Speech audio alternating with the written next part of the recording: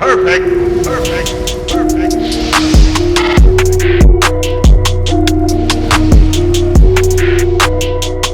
The Philadelphia 76ers fall on the road to the LA Clippers by a score of 136 to 130 on a Sunday afternoon. The Sixers fall to 37-24 overall and now sit at 9-22 on the road. Where do we start with this game? A game without Ben Simmons and Joel Embiid, where I thought I could just sit and accept the outcome before the game even started. I was like, you know what? Let me just relax. The Sixers don't have a chance in this game going up against two elite stars in Kawhi and Paul George, and I thought they would absolutely cook us, but boy, was I wrong. The Sixers come out so ready to play this game, somehow being led by the heroic Shake Milton. First off, just round of applause, man. Shake Milton, what a freaking game. That guy, I might have to get a Shake Milton jersey. That dude was unconscious. Shake and bake, baby. Oh my gosh, I can't believe what I just saw at a Shake Milton. We'll get that. Let's just get that off our belt real quick. But I didn't think I'd have to be like this today. I'm so angry. Brett Brown shows once again how incompetent he is, and this was the worst part of it. A game without the stars that we had no business in being in, and the Sixers should have won this game. Brett Brown should be fired immediately. Elton Brand during the game, they keep on showing him. He's looking at his phone, probably texting his friends, laughing about something. They probably telling him, why are you employing this man? He sucks. So much to get into, man. We're just going to go right down the line. First quarter, the Sixers come out unbelievable. They start 18-9 within the first 5 minutes. Guys made like 7 or 8 straight shots. The guys were like 10 for 12. I saw literally like first half of the first quarter. These guys were hitting shots, knocking down. They were actually moving around. They were playing basketball. I thought, maybe Brett actually did something to get them up, knowing that we are shorthanded. But these guys were ready to play. There was internal motivation. They come out playing hard. Again, there were still some things I saw that I didn't like Al Horford pulling up 2 seconds into the shot clock, walking the ball down the court and shooting a 3. We will talk about Al Horford. He is pathetic. But the Sixers are playing good in the first freaking, oh my gosh, Shake Milton, man. I mean, he's going to be a lot of the topic of the talk tonight, man. 4 for 4, he starts out. I saw him, he stole it. Who was it from? Zubats? It was like a pass up top. Shake steals it, and he's just playing hungry. He's hungry. He steals the pass, drives down the court, slams it over Pat Beverly. No foul, of course. Oh man, actually, let's talk about that right now. The refs, atrocious. I try not to, cause the refs too much grief. I try not to say that, games are lost because of the refs. Maybe we could say this one was lost in part because of the refs, outside of the pity of Brett Brown. But the refs, man, they suck. I saw Paul George push off like 8.5 times tonight. I saw the Sixers guys just reach in and grab ball, and it automatically, whistle in his mouth, ready to blow the whistle. The refs were absolutely terrible. As we go through the game, we will highlight different plays. But the Sixers are just playing so well. Shake is hungry. He's putting the team on his back from the first quarter. Tobias had 13 in the first quarter. He's ready to go. I see Brett Brown, actually, the only thing I saw that he did was argue a call in the first quarter. Usually he just sits there with nothing to say, either drawing on his abnormal clipboard or just, I don't know what the heck he thinks about. But Brett's actually arguing a call again because Paul George pushes the first play of the game. Paul George pushed off on someone, and then minutes later, he elbows Josh Richardson on a 3. No call. Refs, you sucked. The NBA must fix that issue. It is terrible. But of course, they're not going to call anything on Paul George, right? Well, guess what? Shake Milton strips Lou Will just seconds later. and the foul is called on Shake. Guys were in foul trouble early because of the terrible refs. But anyway, man, the Sixers go through the first quarter. It's just going back and forth. I'm seeing defense from the Sixers, but it's more so that the Clippers are just hitting shots. And Kawhi didn't even play that well in the first half. The first quarter ends, the Sixers are up 39-34. They led by 14 in the quarter. The Sixers shot 61.5% from the field and 64% from three in the first quarter alone. 40 points for a team led by Shake Milton in the first. I even heard Brett talk to the reporter after the first quarter, and he said something about we need to have gang rebounding. What does that mean? This guy is absolutely clueless. We go to the second quarter, man. It's going back and forth, shot for shot. I'm seeing guys still moving around. Shake is just unconscious. He's doing his thing, man. And it's just three after three. I'm like, oh my gosh. No, like he's even stepping out feet behind the freaking 3-point line. He's just hitting everything. We're getting him some open shots. We're moving around. I'm like, thank you, Lord. The Savior, someone that can shoot the ball. Shake Milton, the last 3 games has been unbelievable. In the second quarter, Josh Richardson gets hurt. He gets bumped into by his own teammate, and that hurt. That was a detriment to this team because I'm telling you, man, we needed Josh Richardson's defense, especially down the stretch, and that hurt. When I saw him go out at halftime for the game, I knew that was going to be a problem. Shake just continues to put the guys on his back, though, and we roll into halftime. At halftime, the Sixers had 72 points. But let me say something. Right before half, Doc Rivers made an adjustment. He put Kawhi on Shake, and that didn't really stop him. But you know what that did? That kind of set the tone. You know what I say? That set a little presence in his mind, and it definitely scared the crap out of Brett Brown. We will talk about the third quarter in just 1 second, ladies and gentlemen. But 72 points at the half for the Sixers. They're shooting 52% from the field, 60% from three. But even with all of that, the heroic efforts, the Clippers are still shooting 60% from the field, 58% from three. Even without Kawhi having a good first half, and the Clippers are down 2 points at halftime. 72-70. I wasn't feeling good at that point. But Shake Milton, I mean, what a half. He had, 26 in the first half. He did not miss from three. He was leading the team. I saw Mike Scott getting minutes and hitting threes. I saw Tobias knocking down, even though he only had a few in the second. Those were the main guys. But we go into the third quarter. Josh Richardson is out. And things just spiral and just go downhill. The Sixers are the worst third quarter team in the NBA. It's been like this, and it is because, and I have said this, if you know, you should know. How dare you? Some of you still have the audacity to tell me that Brett is not the issue. We come out and do absolutely nada in the third. No adjustments. I literally called it. I said, Doc Rivers being, a smart coach, he's going to adjust. He's going to put someone on Shake Milton. And what does Doc do? He even goes a step ahead. He switches to a zone defense. The Sixers try to do the same thing, and it worked for a little bit, but of course we get away from that. But Doc Rivers switches to a permanent zone, and Brett Brown is dumbfounded. He has nothing to do. Elton Brand is watching his coach not be able to adjust, and Brett Brown doesn't do anything. You know what he does? He doesn't give Shake the ball. Shake shot the ball 4 times in the third quarter.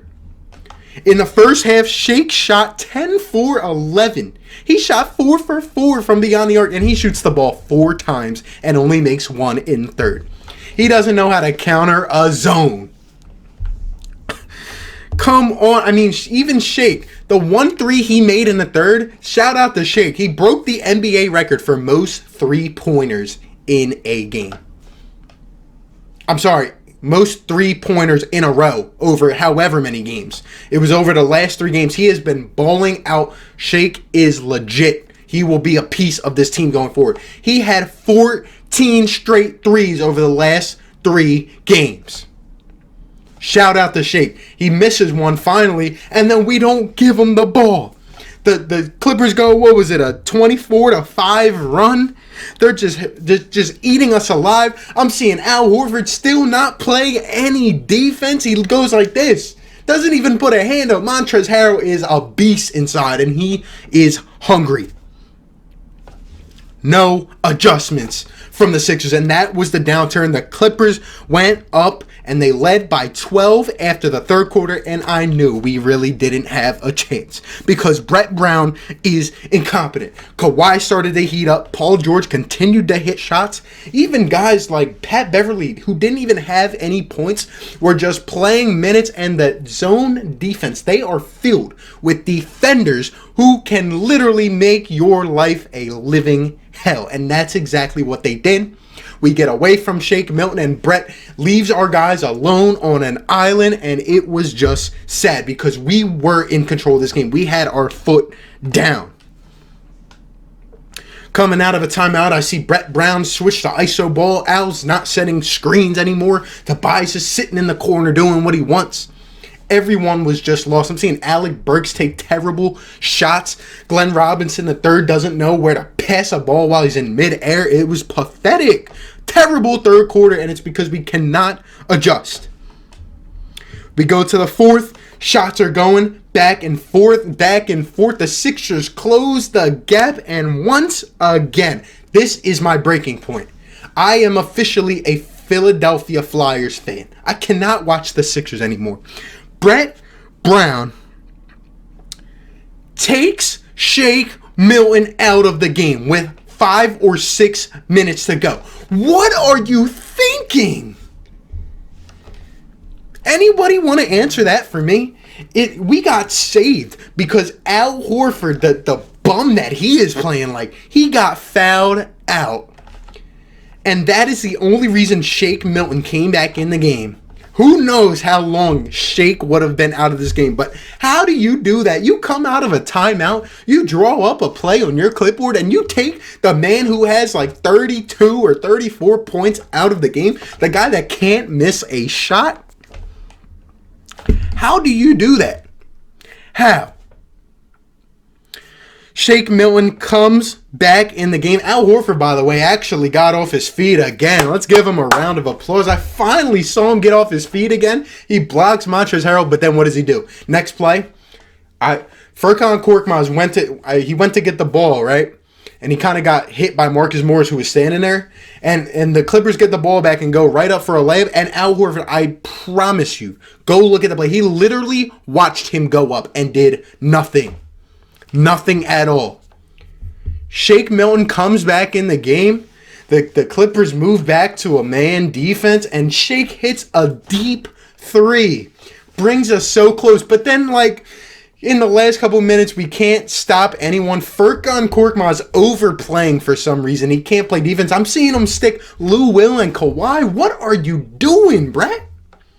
That's why Korkmaz was talking to Joseph Blair, the assistant coach during the timeouts, because Brett doesn't know what he's talking about. I should not feel like this. I'm so pissed off on a game that I really had no expectations for. Al Horford goes out. He doesn't even bring a center in. Mike Scott is playing center. Harrell is just going up and getting board after board, and the Clippers, we just can't stop them. The last chance we had, Alec Burks takes a post fade over Kawhi Leonard when we absolutely needed a bucket. How does that happen? Pathetic, man. The game is over, but what a performance by Shake Milton. He deserves everything today. He deserves all the credit. And I feel bad that we had to waste his performance. If Brett would have utilized him correctly in the last 2 quarters, he went from shooting like 12 shots in the first to literally like, 6 maybe in the second half. I don't even know, but he did not use him the correct way. I think he shot like 8 actually in the second half. Pathetic, man. Did not give him enough looks. Shake should have shot the ball 40 times tonight. The dude could not miss. And we screwed it up. Brett screwed it up, had no plan ready. Doc Rivers made the adjustment, and Brett did not, and he's incompetent. This game, the Sixers, most points in the season, 130 points, and we could not win a game. Without Ben and Joe, go ahead and make that excuse. But these boys were ready to play. It's sad that some of your lower key role players are looking more hungry than your starters.